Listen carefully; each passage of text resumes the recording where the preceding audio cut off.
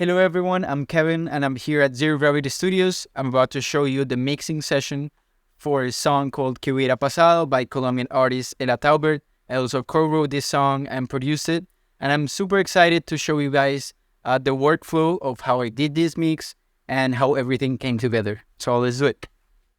Quizás tendría otra opción que refugiarme en más de una canción. Estaríamos aquí tú y yo, sumándonos.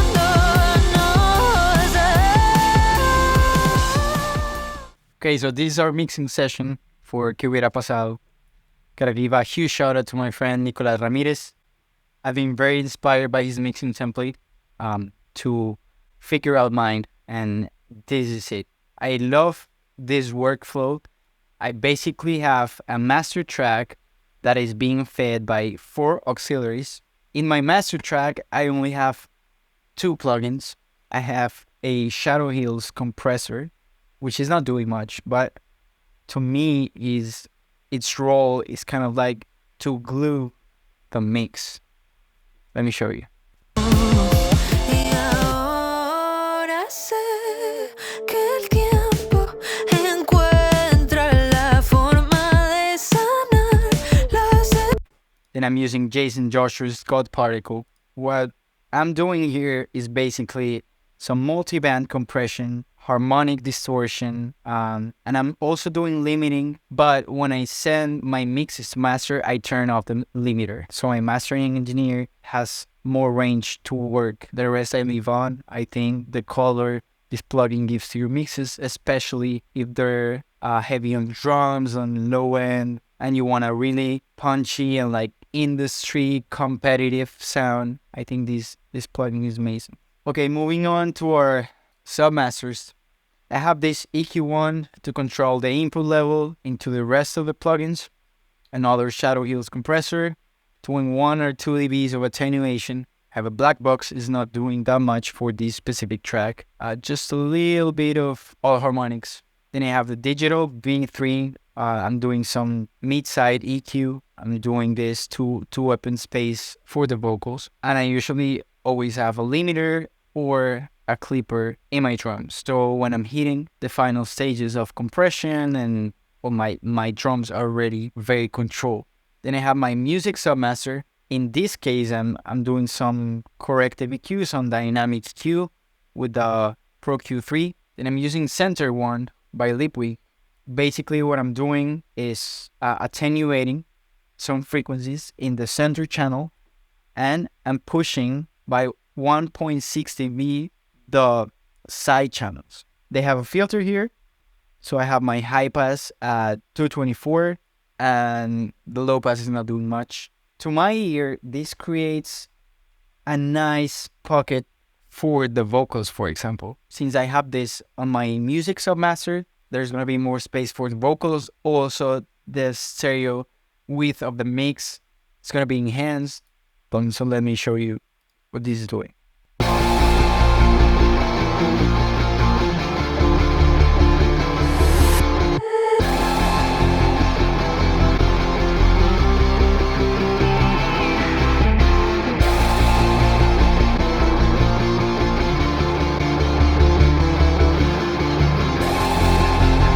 It's amazing how the sides come alive with this plugin. Then I have another digital V3, and going to the vocal submaster, I have the MC 404, I have the Pro MB controlling some of the high end, and an LA2A. I have this Fresher plugin, Ozone Imager, just doing a little bit in the mid highs and the high end. Some corrective EQ, a general de-esser, and another Pro Q3 with dynamic EQ for some specific frequencies. Then for the time effects, I have the Vitalizer, have the Pro Q3 cleaning some of the mids, and of course, high pass filter. I have Center One again. This one is a little bit more aggressive. I am pushing the sides again by 3.1 dBs and attenuating the center channel by almost 2 dBs. The high pass frequency is a little bit higher. It's at 263. This is how it sounds.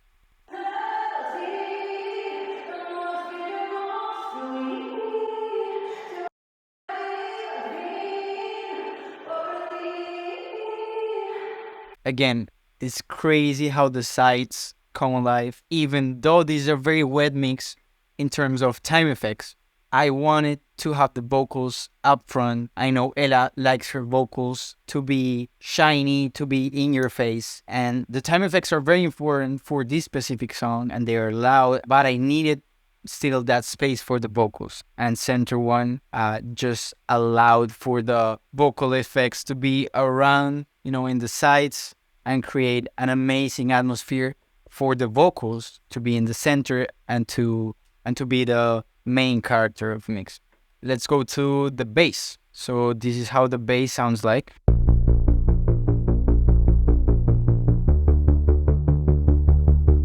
That's how it sounds for most of the song, and this is what I'm doing here. First, some sidechain with the Pro C2, then some compression with the Mac DSP 4030 retro compressor, and I'm using Root 1. What this plugin is doing is basically creating subharmonics and also adding harmonic distortion. I really like to use it on my basses like this or electric basses. Basically, you have three ranges here that can be affected by the plugin between 10 Hz and 36 Hz, from 36 to 72 and 72 to 110 cycles. In this case, I used a preset called Synth Bass Thick. I think the levels are already amazing. I might have played around a little bit with the saturation. Let me show you guys what this plugin is doing.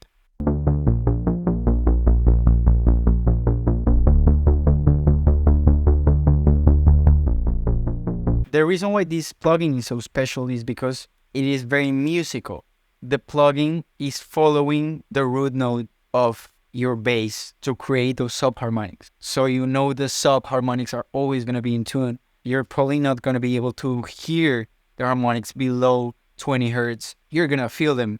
If you have this playing at a huge venue or by a huge system, you're definitely going to feel that low end. After this, I have a Pro Q2.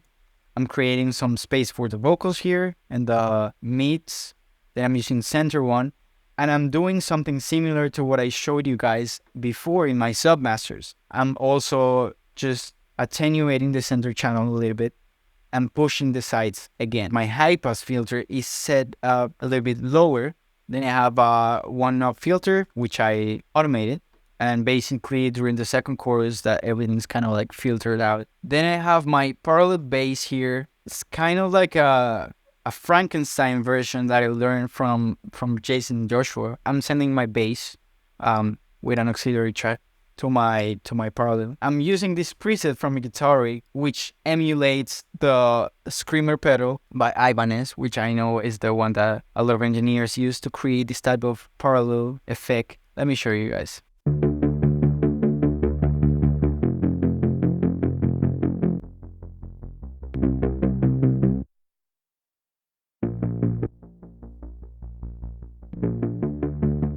Well, I'm also using it to push the level of the track. It almost feels like an electric guitar, like another electric guitar. Also using the transient master here to remove the sustain. Then I have this Pro Q3 where I'm cutting the low end and the high end. I'm being very aggressive because I don't want this parallel bass to interfere with my main bass tracks. So this is what the Pro Q is doing.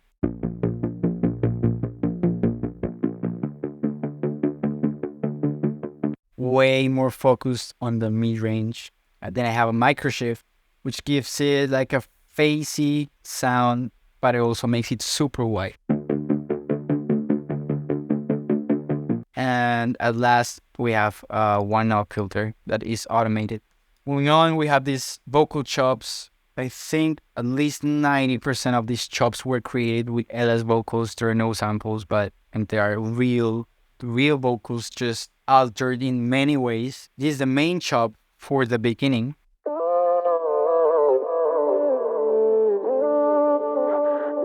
So the way I decided to use this chop was like a motif. I used it multiple times throughout the song, but the main thing I'm altering is the timbre and the way the chop is distorted. So let me show you.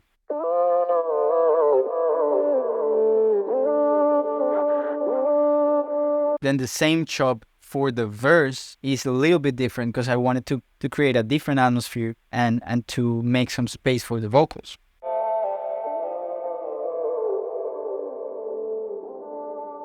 That one is way wider and is less bright. I wanted it to be more in the back. And then I have it once again in the pre-chorus, but I put it up an octave and it's EQ'd differently and it sounds like this.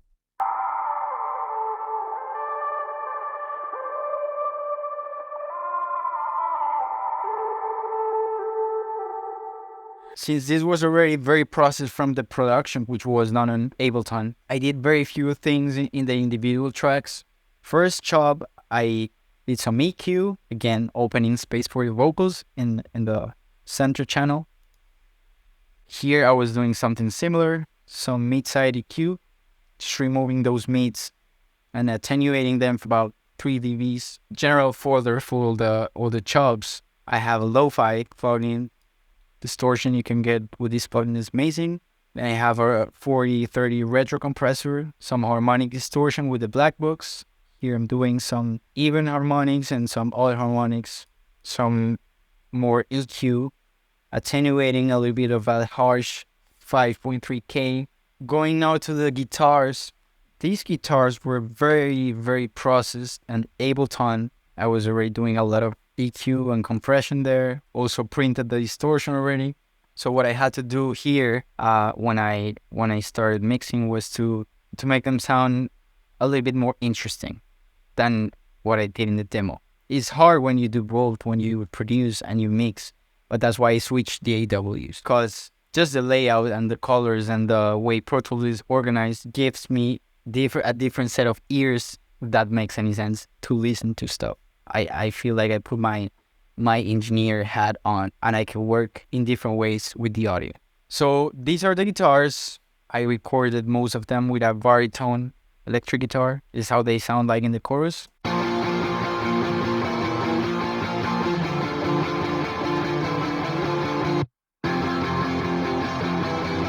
And as you can see, doing very little in each individual channel. I have some little radiator for these 2 tracks here, guitar 1 and 2. Doing something very similar, mix at about 40%. And I discovered this plugin through a client. She once sent me a track and she wanted her vocals to be filtered like a telephone. I was doing my best with my own tools, with my EQs and stuff, but she wasn't happy with it. So I kept asking her what she wanted, and she ended up telling me that she really liked this plugin, and the preset they have is a Butch Big vocals plugin by Waves, and it's literally the Telephone 1 preset. I think it's doing saturation, doing EQ, compression, and it has a very particular color, especially when you use this type of presets that is like super filter. In this case, I use this plugin to create some interesting transitions with the guitars. So for example, with this guitar, this is the guitar without the plugin. With the plugin, you get to create a whole different moment. And it's filtered and it gives it a lot of character. Did the same for the higher octave, which is almost the same notes but in a higher octave. For the guitars track, I have a black box. I'm doing some mid-side EQ, pushing the sides a little bit, around 1900 cycles, and a 1-off filter that I'm using for the second chorus. I'm using an LA28 to do some general compression with the guitars.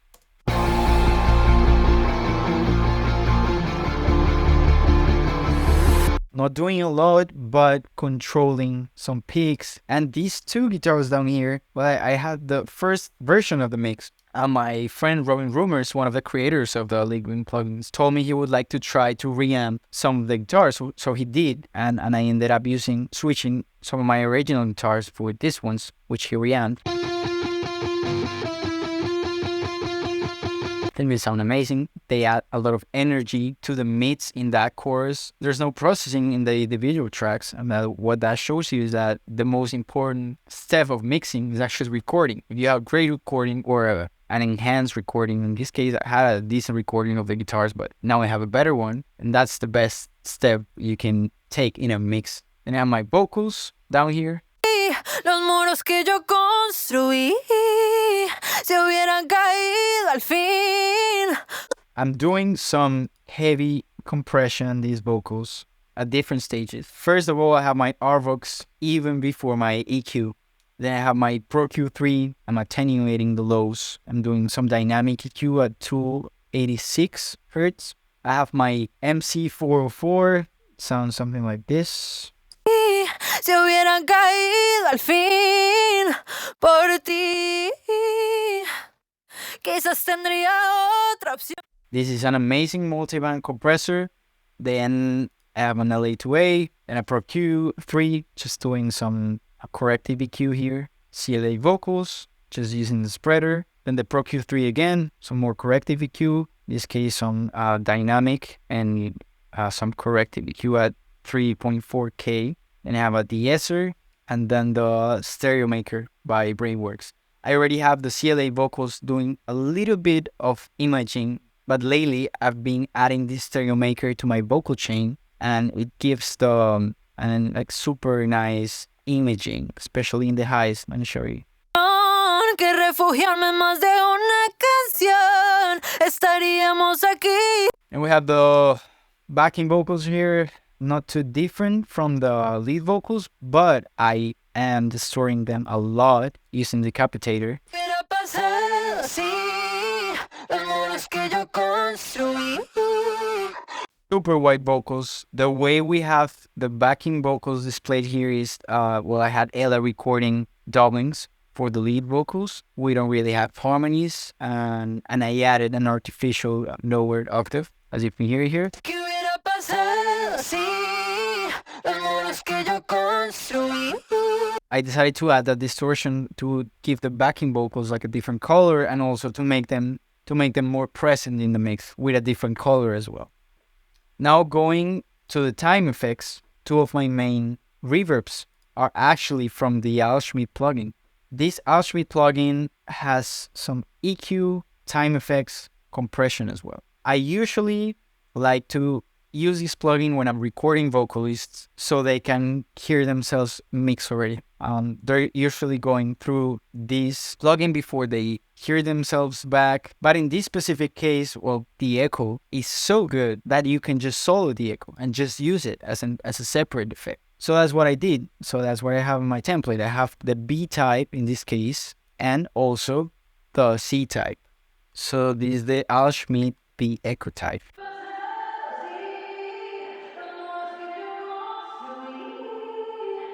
And this is how the Al Schmidt echo type C sound effect.